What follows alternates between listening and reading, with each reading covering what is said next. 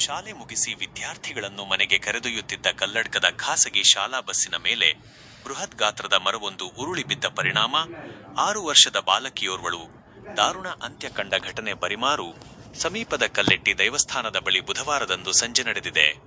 ಮೃತ ಬಾಲಕಿಯನ್ನು ಕಲ್ಲಡ್ಕದ ಶ್ರೀರಾಮ ಶಾಲೆಯ ವಿದ್ಯಾರ್ಥಿನಿ ಪೆರ್ನೆ ನಿವಾಸಿ ಚಂದ್ರಶೇಖರ್ ಅವರ ಪುತ್ರಿ 5 ವರ್ಷದ ಚಿರನ್ವಿ ಎಂದು ಗುರುತಿಸಲಾಗಿದೆ.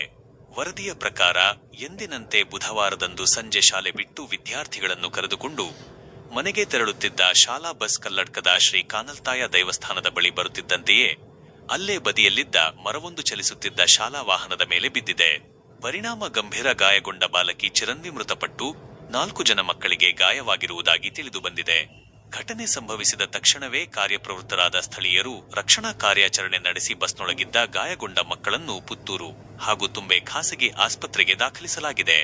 ಘಟನೆಯಿಂದ ಕೆಲಕಾಲ ಸ್ಥಳದಲ್ಲಿ ಆತಂಕದ ವಾತಾವರಣ ನಿರ್ಮಾಣವಾಗಿತ್ತು.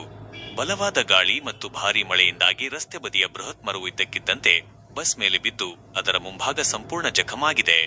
ತೀವ್ರವಾಗಿ ಗಾಯಗೊಂಡ ಚಿರನ್ವಿಯನ್ನು ತಕ್ಷಣ ಆಸ್ಪತ್ರೆಗೆ ಸಾಗಿಸಲಾಯಿತಾದರೂ ಚಿಕಿತ್ಸೆಗೆ ಸ್ಪಂದಿಸದೆ ಬಾಲಕಿ ಕೊನೆಯುಸಿರೆಳೆದಿದ್ದಾಳೆ. ಸ್ಥಳಕ್ಕೆ ಬಂಟ್ವಾಳ ಗ್ರಾಮಾಂತರ ಠಾಣಾ ಪೊಲೀಸರು ಭೇಟಿ ನೀಡಿ ಪರಿಶೀಲನೆ ನಡೆಸಿದ್ದು ಘಟನೆಯ ಕುರಿತು ಮಾಹಿತಿ ಸಂಗ್ರಹಿಸುತ್ತಿದ್ದಾರೆ.